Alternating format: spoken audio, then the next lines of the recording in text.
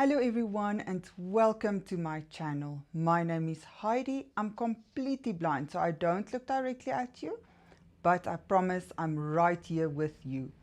So I'm so excited for today's video because I'm going to talk about the 7 fragrances I'm currently obsessed with.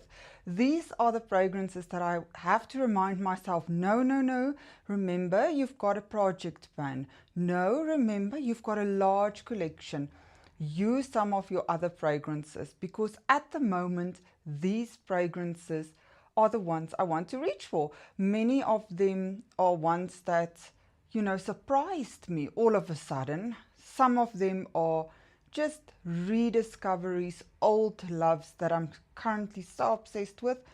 And I think one of them is a new purchase. So let's get into it. There are some designer, some Middle Eastern, the whole 9 yards. So, okie dokie. So the first one, let's start with a Middle Eastern one. And this is a new purchase. And this is Nerissa Rose Musk. I think this bottle has been scratched because I took it to a friend. So this is an inspiration, of course, of Narciso Rodriguez Rose Musk Noir. This is one of the most feminine fragrances I've ever smelled. This is rosy. I think there's amber in here because it smells a bit ambery, definitely musky, and just feminine. There's actually nothing more to say than it's a floral, musky, uber feminine fragrance. This one has already gotten me so many compliments. Oh, and it's so bright in the opening. Slightly lipsticky, sort of eyeshadowy, that makeup smell. For those of you who don't like that, there's something around that in here for me as well. Oh man, this is so beautiful. And I think by the time I've uploaded this video, I would have already told the story of when I took, I think it was about 12 Middle Eastern fragrances to some friends of mine, and they smelled many of them and they liked many of them and they took photos of many of them. But out of, how many were we that day? 1, 2, 3, 4, 5. Out of the 5 people there, well, I don't count. Out of the 4 extra people there, 3 said that they are going to purchase this one. It was their favorite, and the other person said it was her second favorite.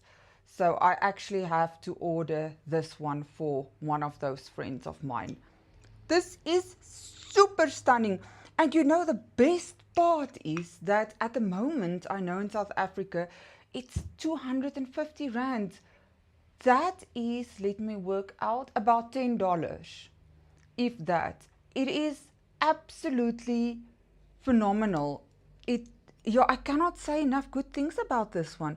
But if I wear it, I feel like a sophisticated, classy, put together, feminine woman. That is what I feel like. I love it. I love it. Can you hear how much I love it? Okay, so the next one is in the same category. It seems like I must, go for feminine fragrances at the moment.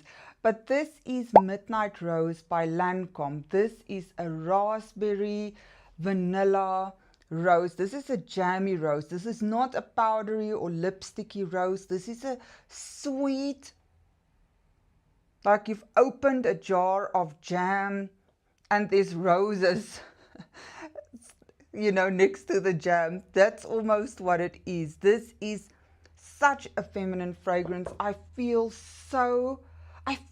pretty when I wear this one, Yeah. So this is way sweeter than Nerissa. It's not as sophisticated. It's more playfully, sweetly feminine, and it lasts forever. I love this one. And shamefully, I think I had this fragrance on last year in a video where I discussed fragrances I fell out of love with. And I think this one was on there. No longer the case. I'm back in love. I think this must be my fourth bottle, if not my fifth, because this used to be my signature scent. Oh, it is so good. It is so good. Right. Oopsie daisy. Now I'm feeling around like a blind person for that cap. Okay, got it. Let's see. The next one is a Middle Eastern one, and it feels like I've been talking a lot about this one lately, and that is Indomitable by Paris Corner. But the reason I've been talking about it so much lately is because I've been wearing it so much lately. This is a juicy orange fragrance. Oh, it makes your mouth water. I actually feel thirsty now that I smell it. Makes me feel like an orange juice. So this is orangey and it's juicy in the opening. And as I always say, as it dries down, it becomes more of a deeper orange, like an orange peel. So, and I think that is due to the amber in here. Oh man, I love this fragrance from the start. But when I wore it in February, I was like, oh, I'm in love with this now. I'm in love with this now. I feel like I can't live without this fragrance. It is so good. Look, it doesn't take itself seriously. It's not one that I would wear when I go for something serious like a graduation or a book launch or anything like that. I won't wear this one. But you better believe if I walk my dog, if I go for a lunch, anything during the hot summer days, if I go and swim, this is the one I will reach for. Oh, I love it. I love it so, so much. Okay. Next up. Oh, this is a Zara one. This is Golden Decade. So Golden Decade really surprised me so much. This is an inspiration of Libre by YSL. So this is an orange blossom, lavender, vanilla fragrance. This is not like Mon Guerlain or Burberry Goddess, which is more comforting. Oh, no. This is like a strong boss woman. Oh, it's so good. So this one I bought in 2024, and it was actually a blind buy. I was in the store, but I was really in a rush, and I was with someone who needed to catch a plane, and I just said, I heard good things about that one, I want that one. And I wasn't impressed when I smelled it. I was like, I don't think I want to wear it. And then for the first time, I think, I'm speaking under correction, but I think for the first time ever, I wore it February this year. And I got a compliment. This is so sophisticated, but in a boss woman kind of way.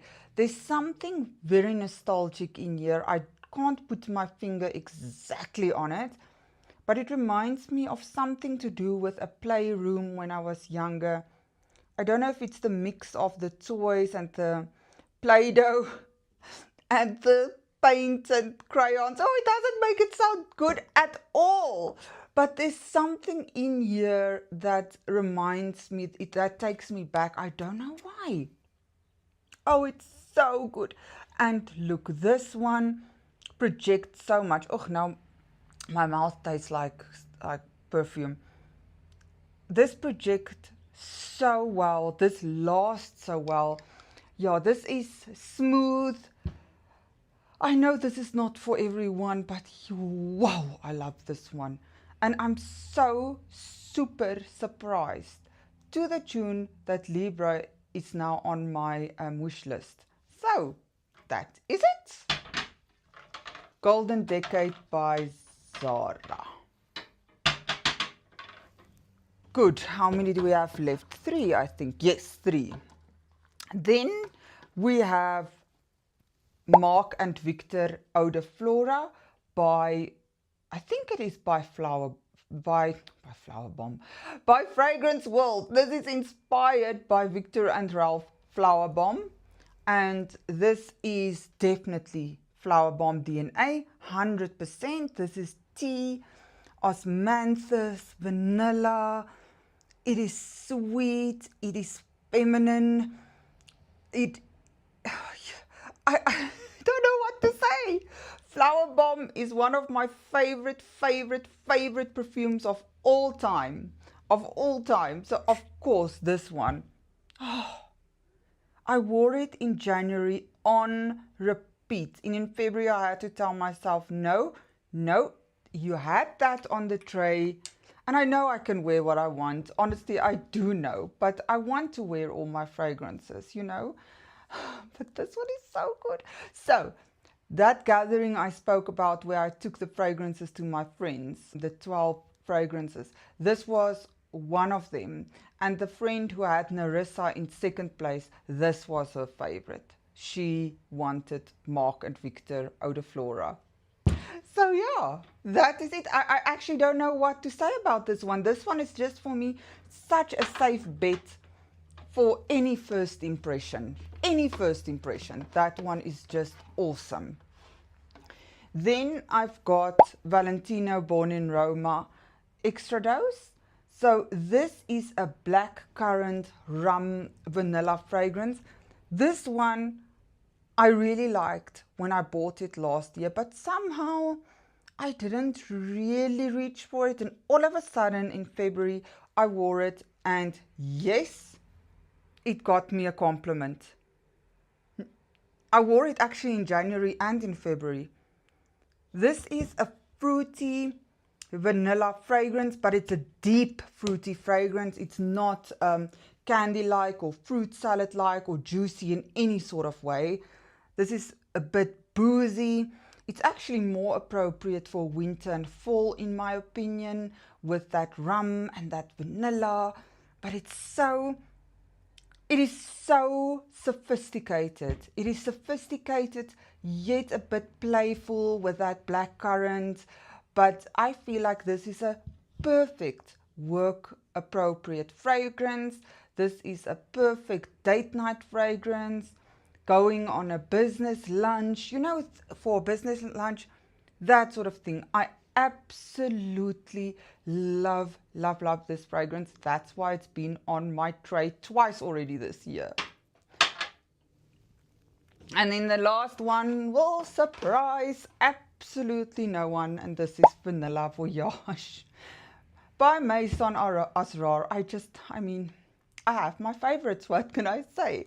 This is a milky, honey, caramel, biscuity, such a gourmand, smooth fragrance. This is one of the fragrances who earned photos from my friends when I visited because they wanted to know what this is. This is so sweet, so girly, and if you saw the video I did with my sister, she said, I want to be this girl. I want to be this girl. I want to be this girl every day. That is the problem.